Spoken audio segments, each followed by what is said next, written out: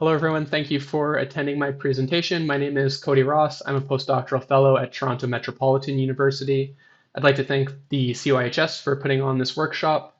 For my portion of the presentation, I'm going to be looking at common visualizations for hydrology using R. So my presentation, the supporting code, and the data will all be available on my GitHub account. My username is Cody Albert Ross, and the repo is CGU 2022. So if you have any questions, just reach me by email. That'll be linked in this presentation. And for more information on the Black Creek watershed, which is some of the data that we're going to be using today, you can check out the web pages of Dr. Claire Oswald and Dr. Christopher Wellen, who are both PIs on projects that are taking place in that watershed. Okay, so in R, data visualization can be conducted in a variety of ways. You can use the base R visual packages, you can use Lattice, and you can use ggplot2, as well as others. We're going to be talking about ggplot2 today, and that's just because it's one of the most common ones, commonly used, and it's really flexible for the type of data that we commonly see in hydrology. So I'm just going to give you a little bit of a background about the logistics of working with ggplot2 so that we can easily navigate through this workshop. This might be review big time for experienced R users, but it's a nice introduction if you are not familiar with ggplot. So this package, ggplot2, it's based on the grammar of graphics. What's unique about that compared to, say, base R graphics package is that it systematically constructs graphics layer by layer. So it's similar to something like InDesign. So you have the lowest layers and then you kind of keep stacking things on top of it. The only thing with that is that you render things all at once. So what that means is if you want to make a modification, you have to render the entire object again to see the changes. So that might not be a really big deal unless you're working with really big data sets. And if you are, then it kind of takes a little bit longer for the rendering process to occur. So in ggplot, there are basically 5 primary mapping components that you should familiarize yourself with if you want to make visualizations using this package. So the first is layers, which are geometric elements, and they're commonly referred to as geomes. And this basically tells the computer what type of plot is going to be displayed. So for example, if you want to use a scatter plot, a line plot, a bar chart, things like that, that's basically how you're defining it. So it's a specific geome type, and that basically determines how the data is going to be presented that you're using. The scales, they transcribe data values in your data set to a plot aesthetic. So if you want, say, a specific variable to be representative of the x-axis, the y-axis, the color, the size, the shape, things like that, this is what you're using. You're using the scales, and this matches the data to the aesthetic. Now, the coordinates, we're commonly going to be working in Cartesian coordinates, but in ggplot2, you can also work in, say, polar coordinates, or I'm sure there's others if you wanted to kind of have a different type of data management. One of the last things is the theme, and this allows for plot customization. Now, customization refers to kind of like line width, text type, whether or not the background is colored, all of those like kind of overarching characteristics that might apply to the whole plot and not just one specific component of a plot, like a line, for example. And then the last part of ggplot2 is something called facets. So facets basically allows you to use a variable in your data frame to group data so that the same plot is recreated multiple times for different groups of data. So for example, if you have multiple sites, you might want to create facets for each site, but use the exact same plot construction. And you can do this in ggplot with just one call, and then your figure will have multiple panels, and it's really convenient. So that's all the review I'm going to do with ggplot basically. I have written out a whole introduction to how to use ggplot2, as well as an introduction to building thematic maps using mapsf in R. And these are in the workshop notes that I provided on my GitHub account. So watching code go by on a screen can be really, really taxing and hard to follow. So I'm really just going to cover some course details in the actual presentation itself. But like I said, all of the code is available on GitHub. So if you want some specific details of how something was typed out, that's kind of where you would go for that information. I have the code embedded into the file so you can take a look at it, but I'm basically going to just talk about things verbally throughout this thing. So the first type of visualization I want to talk about is the most common one and one we're probably all familiar with, and that's a paired hydrograph. This is a commonly used visualization in hydrology. The hydrograph represents the distribution of rainfall over time, so the input basically, and then the hydrograph is the representation of discharge over time. So pairing them, it's an inputs from precipitation and outputs as discharge, and it's usually for a common area and time period. So they're matched essentially. So when would you use some type of visualization like this? It's really commonly used in water balance studies when you have a hydrograph and hydrograph for say a year or multiple years. And on shorter time scales, you might pair a single rainfall event to the hydrologic response that is associated with it. And this will be basically an event hydrograph. And from these event hydrographs, you can calculate different metrics like lag to rise, lag to peak, all of these different features that kind of give you an indication as to how the catchment or hill slope responds to inputs. And that's nicely demonstrated here by this figure from Tang et al. 2017. And there's a link to that publication from that group in the text there. So then going back up here, I'm going to do an example of building a hydrograph from scratch. And this is going to be using data from the Black Creek watershed in Toronto, Ontario. So this watershed is a highly urbanized watershed. It's got concrete lined channel in some segments. It's really flashy. So it responds almost immediately after rainfall, just to give you an indication of how the system works. So our first step is actually going to do an individual hydrograph. So just build the hydrograph, so a bar chart basically of the rainfall data. So the rainfall data that we're working with, the name of the data frame is called rainfall. It has 133 rows or 133 observations, and it has 3 columns. Those columns are described here. I have a preview of the data. So the date stamp, the parameter, which is rainfall, and then the value, which is the rainfall amount recorded in millimeters. So to build this out in ggplot, it's really quite straightforward. The first line in ggplot basically describes or initializes the ggplot object, and it defines the data that's going to be used for that, and it tells the computer basically which variables of that data frame are going to be mapped to the different aesthetics. So we're going to make date, the date variable of the data frame, the x-axis, and the value variable, the y-axis. And then we're going to do a column geom, so that's a layer, a bar chart layer, and we just add that on with the plus sign, so really straightforward. We're going to fill that with blue, and then the edge color is also going to be blue. Now here are those scales that we were talking about. So we have an x scale that is date time, and then we have a continuous rainfall variable on the y scale, and we're going to reverse it because we want it to be flipped for our hydrograph. And then using the labels, we're going to just kind of spruce up the labels for the y-axis to be rainfall rather than just value. And then we're going to use a built-in theme called BW, which is black-white, and it's just basically a really clean and simple representation of the plot. These built-in themes, I have a whole section in the ggplot section that goes through that if you're unfamiliar with those built-in themes. So this basically just gives you a bar chart over time, rainfall, and then the time on the x-axis. I do the same thing here for the discharge data. This discharge data was extracted from the Water Survey of Canada station at Black Creek, at the outlet of Black Creek, and was extracted using the tidyhydat package in R. So I basically take that data and I'm doing the same thing that I did with the rainfall data, except rather than using a column chart, I'm going to be using an area geom to have it filled in, as well as a line geom to kind of define the edge of the area.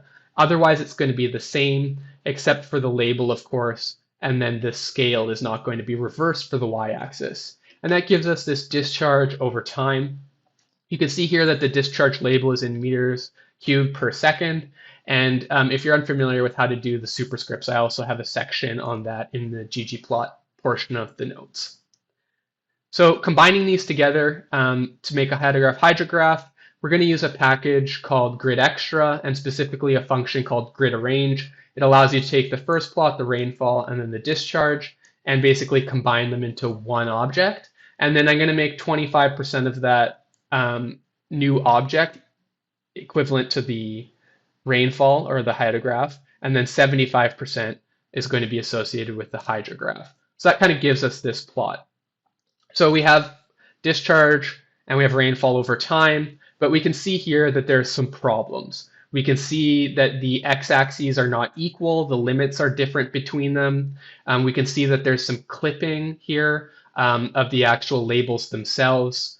We can see that there's a different number of breaks for the y-axes and that the y-axis breaks don't extend to the actual minimum and maximum of the plot. We also have this white gap here and this white gap here that makes it a little bit difficult to interpret. We have some redundancy in the x-axis label with date and time that aren't needed since they're supposed to be paired. So these are some of the things that we want to kind of resolve and that we're going to go through. And then also the alignment of this y-axis, you can clearly see that this rainfall plot is further over to the left than the discharge one.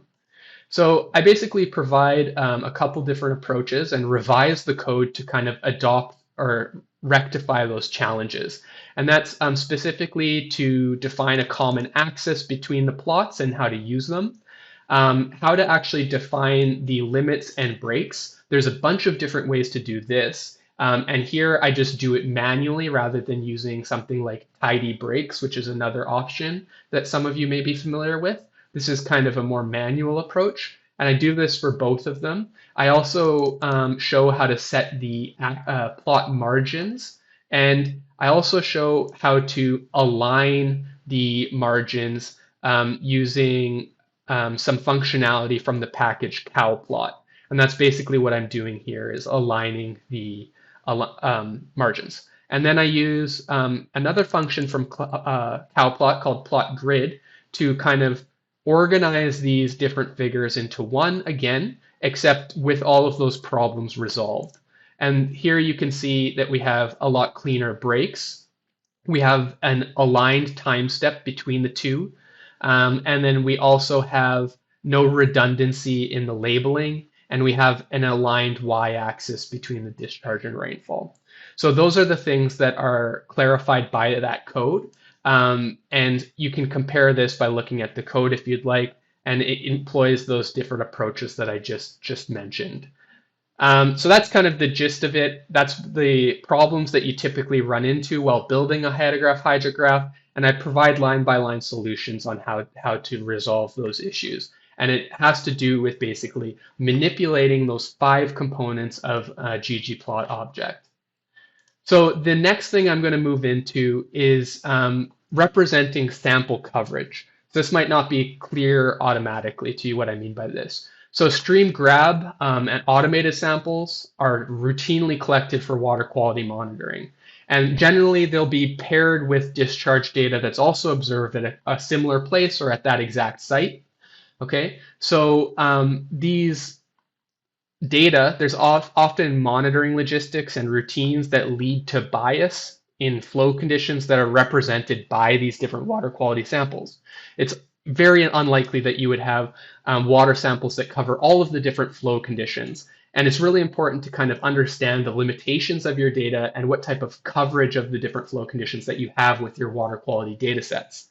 So again, this is basically a method of critically assessing how well a water quality data set covers the range of observable flow conditions for a particular monitoring station. And we're going to use something called the flow duration curve for this.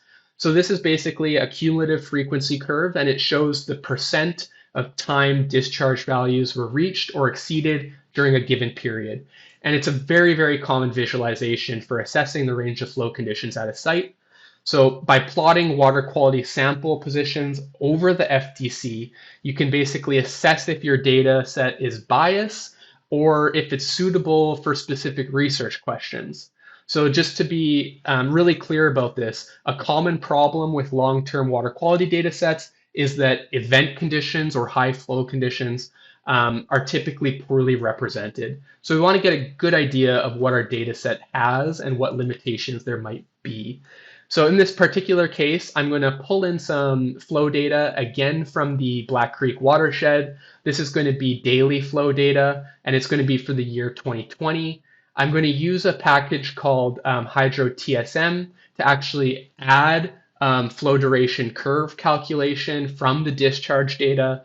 And I'm going to do that right here in this line of code. And then I'm going to basically synthetically generate some turbidity data, so some water quality data to match that discharge data just to show you how it works. Then I'm going to join those two data sets together. So that's what I've done here. I've imported discharge, I've added the flow duration curve, I've synthetic turbidity data I've made here, and then I joined that data together. And this would be useful for any type of workflow that is designed for this.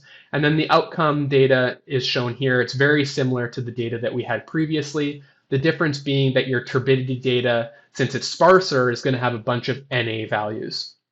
So what I'm doing here is I'm trying to represent the coverage on the flow duration curve of the turbidity data. And I do this by plotting a geom line. And that's going to be our flow duration curve. So that's using the X value of FDC and then the Y as flow.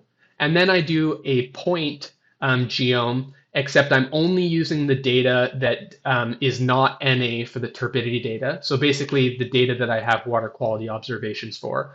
And then I'm going to plot that up using a lot of the same approaches that we talked about earlier. And this is going to give us a flow duration curve, and it's going to tell us what the turbidity readings were for those grab samples across these different flow conditions. And just like we suspected, we can see that we have pretty poor sample coverage during high flow conditions with very low exceedance probabilities. So this is pretty typical, and it might give you some insights as to what the limitations or data questions that you can't answer with this particular data set. So that's basically what I've wanted to show you in that one. The next visualization that I'm going to talk about actually uses some of the concepts that we looked at from the hydrograph as well as the FPC, and that's basically to pick bottles from an ongoing sampling regime rather than data that's already available to you. So basically these principles, they can be applied to an ongoing field campaign to select samples from an automated sampler based on their position on the event hydrograph or on the longer term flow duration curve. So seeing this type of information is super informative, and it can help prioritize samples that you want to actually analyze in the lab in the event that there's like a logistic or financial limitation to the number of samples that you can actually analyze. So here again, I'm importing some higher frequency data, again using tidyhydat from Black Creek. So this gives us some 5-minute data to look at. And then I'm also going to import this sample data from an ISCO 6712 auto sampler. And it's going to give us some times where some grab samples were collected from the Black Creek. And it's going to have that in the same type of interval. So we have the date and then whether or not there's a sample there. Okay. So I'm basically going to isolate a period of the data that has an event that occurred within this time range. So this gives you an idea of how you can filter in R in preparation for building a plot. And then I'm going to join together this event discharge data with the ISCO data. And that's what I've done here. And the resulting data frame is going to come out like this. And very similar to the turbidity data, we're going to have basically high frequency flow data and then some NAs and intermediate values where the samples were actually collected. So here we have an event plot where we're making a hydrograph, and we're doing the exact same thing where we plot the area and the line just like we did earlier, except the only difference is this time we're putting a point plot of where the ISCO autosampler pulls samples from the stream. So that's basically all that's happening that's different here. So this is kind of the short-term event scale coverage. And then I do the exact same thing again, except going back to the flow duration curve. So I'm doing the exact same thing that we did in the previous exercise, except with a long-term flow duration curve, and I append the event data to the longer-term data so that the new event information is also included in the longer-term flow duration curve. And then I get two plots. So one that has the FDC coverage, like we talked about here, and then one with the event hydrograph coverage that I talked about here. So that gives us two that I combine using grid extra, like we showed in an earlier example, using grid arrange. And this gives us the position of the bottles on the event hydrograph. So our sample had bottle 4, 5, 6, 7, all the way through 20. and they're distributed across the hydrograph. So I might want to say target specific ones. And then the same coverage is these are the samples that are already in my data set in gray, and then the red ones are new ones from this particular event, and I might want to choose those ones depending on what kind of data I need.